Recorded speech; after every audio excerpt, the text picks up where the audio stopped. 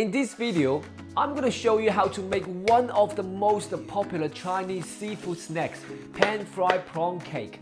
It's bouncy, it's tasty, and it's addictive. When it comes down to seafood, there's nothing more important than freshness. In order to secure my fresh prawn meat, I'm visiting one of Melbourne's oldest markets, which distribute the freshest seafood in the city. How is the food? It's good. Is it good? Yeah. Is it delicious? Yeah. Is it fresh? This is fresh. That's awesome. Good to know that. Now we had the prawns. Let's get back home and start cooking. When I take the prawns out, I actually checked the intestines. They're either been removed when they're removing the head, or they haven't been eating for some time, so there's actually nothing in their intestines. Well, in this case, we can just wash the prawns without removing them. Wash the prawns thoroughly in cold water and then drain as much water as possible. Our next step is to place the prawns on the chopping board and smash them to make them flat. Imagine someone really annoyed you, and every time you smash the prawns, you just call out that person's name. After smashing that prawn on the board, it's time to chop them into fine pieces. This cutting step you're seeing now is really optional. I choose to do it because I want to make the prawns easy to chop later.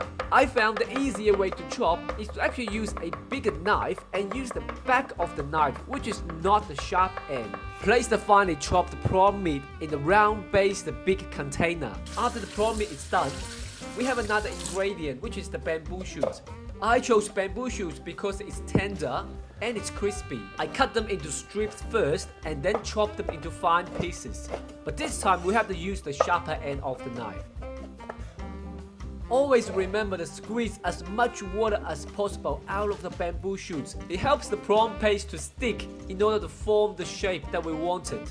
Before we start mixing, seasoning with some salt and adding a little bit of a cornstarch. Now let's start the engine.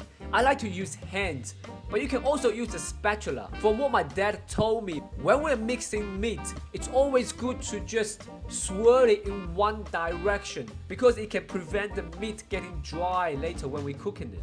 After about 1.5 minutes of blending, we give our hands a bit of a rest. It's time to add in the egg white. Carefully crack the eggs open and try to separate the egg yolk and the egg white as much as possible. And try not to get any shells into the mix, otherwise we're turning the prawn cake into a prawn biscuit. The egg white serves the purpose of tenderizing the meat and also glue the mixture together. When you are tired of the swirling motion, you can actually smash the meat mixture. So next time if you feel like throwing some tantrum and you can't use your TV, well, try to smash this. When the meat mixture becomes gluey, then the mixture is ready. Start the fire and turn it down to low to medium heat. The key here is to cook it slowly. Drizzle a little bit of olive oil onto the non-stick fry pan, and then use a flat-based plate or tray, and I use the small baking tray which you use to cook quiche, but it's in a shape. I choose to use the heart shape because this dish is coming from the ocean we love. Drop a little bit of olive oil and then cover the shaped tray with oil, and I want to rub the oil into every corner of the tray. Then spread the oil and make sure it covers the surface of the plate. Grab a big chunk of meat and place on the plate. Cup it into the shape. Remove the bits that's outside of the tray and refill what's inside of the tray from the top. Make sure we get a nice and fully shaped mixture, and then use the spatula to help to move the meat mixture from the plate onto the fry pan. Make sure when we drop it into the fry pan, do it slowly and nicely. Then leave the heart-shaped tray from the edge slowly and nicely. If the shape gets damaged, it's okay. Just use the spatula and your hand to quickly fix it. Then we can repeat the first shaping step and do the second, third, and fourth one. And when you see when the meat is actually sticking onto the spatula, you can add some oil and make the surface more smooth and non-sticky. Normally, we cook each side for about 3 to 4 minutes. If you want it to be brown the color, make it 5 minutes. But in this case, it's about 3.5 minutes. So I have decided to turn the first prawn cake to the other side. Now look at the golden color. That's what I wanted, and I think I can smell the aroma coming out from the prawn. Well, the second prawn cake is not ready to be turned yet, so I went and made the last prawn cake and dropped it into the fry pan.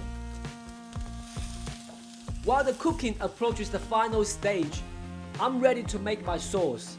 I like my sauce to be a little bit spicy, so I use the red chili and cut them into small chili rings and put them into a small bowl, and then I add in the soy sauce. And you add more freshness if you can have 2 pieces of lemon on the side. When the cooking is done, it's time to set the plate.